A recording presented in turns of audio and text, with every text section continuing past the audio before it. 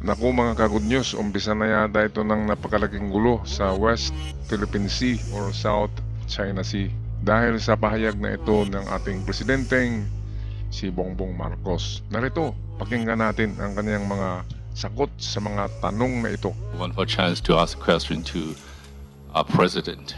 President, in the eyes of the international community, some of your Philippines' behavior in recent times, it now sounds like you really considered other parties' comfort level, and there is a risk of ruining the regional long-earned, long-lasting peace since the end of the, colonialist history. Ito pala yung general o komodoro ng Chinese Coast Guard na nagtatanong kay PBBM kung bakit masyado daw natin kinakaibigan ang Amerika, kung pwede pang bigkasin niya in comfort level.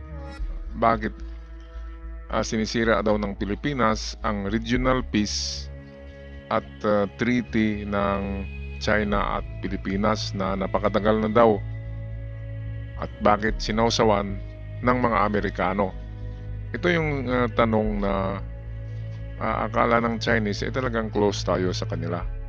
Kaya itong sagot ni PBBM.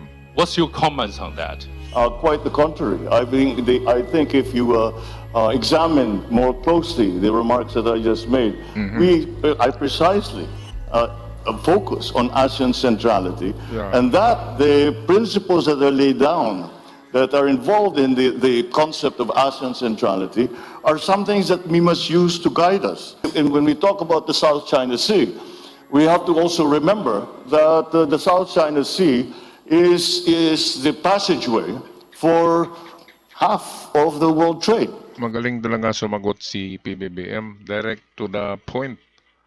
Alam niya na international waterway ang South China Sea o the West Philippine Sea.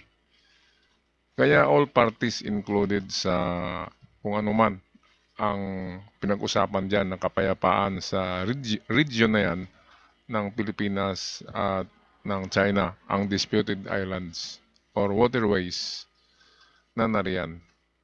Kaya kudos to PBBM sa kanyang matapang na sagot. Siya lang ang presidente na nagbitiw ng kung gera. Ganyan. Basta't meron daw mamatay na isa diyan sa mga Coast Guard dahil sa ginagawa na pabubumba ng bombero ng Chinese Coast Guard, ay that is crossing the red line, ang sabi ni PBBM. At yan ang time na we will invoke US Treaty. At yan na yan, World War III na. And therefore, the peace and stability of the South China Sea and the freedom of navigation of the South China Sea is a world issue. Yeah. And that is what I am proposing. And I am saying that this is yes, it is a regional issue, Yeah. but we must examine and be part of the discussion. We must include all parties in that discussion, because now it is Tama. not just ASEAN member states who are stakeholders. And it is quite easy to see that it is in fact the entire world that have become stakeholders in the peace and stability of our region. President Marcos, I'm going to ask you a very direct question. Ito ang pinakagrabe na tanong sa kay Presidenteng Marcos. At dito ay medyo tatayo ang ating balahibo dahil napakatapang ang sagot ng Presidente dito. Ating pakinggan. you don't mind, which is, if Chinese Coast Guard water cannons killed a Filipino sailor, Ayan. would that cross a red line? And then can you also give us a sense of what are the actions that would trigger a request from Manila to Washington to invoke the U.S.-Philippines Mutual Defense Treaty? Itong sandali lang, mga ka-good news. Itong US to Washington, ito na yon. Ang tatawagan niya na yung octagon, ang White House ng tinatawag na Invoke Treaty. Invoke Treaty, ibig sabihin, hihingi na tayo ng saklolo. SOS na yan. At kapag Invoke Treaty na yan, ay activated na kaagad ang lahat ng mga battleships, mga jet fighters, submarino ng Amerika, at umpisa na ang giyera. Kaya dapat hindi magkamali ang China dito. Dahan-dahan lang at huwag masyadong haras. Kasi ang kinakalaban ng China ay parang ano ito? Sino bang boxer ng China? Wala akong kakilala eh. Parang bantamweight versus versus heavyweight. Ang Amerika kasi ay X-factor na yan sa giyera. Ang daming giyera na sinasalihan ng Amerika. Kaya alam ng Amerika kung paano makipaggiyera. Ang China ay wala pang X-factor yan. Kapanahonan pa yan ng mga Shaolin. At ngayon mga armas na ang gamit, hindi yung Kung Fu. Okay, kaya dapat manginginig sa takot dito ang China. Kasi kakampi natin ang pinakamagaling na US Army. Filipino citizen is killed by a willful act. That is, I think, very, very close to what we define as an act of war. Yan, act and of therefore, war. we will respond accordingly. Yan ang sinasabi ni Biden na the Philippines is ironclad. Ironclad. Inulit-ulit yan ni Biden. Huwag niyong galawin kasi ironclad. Yung ironclad na yan ang US military.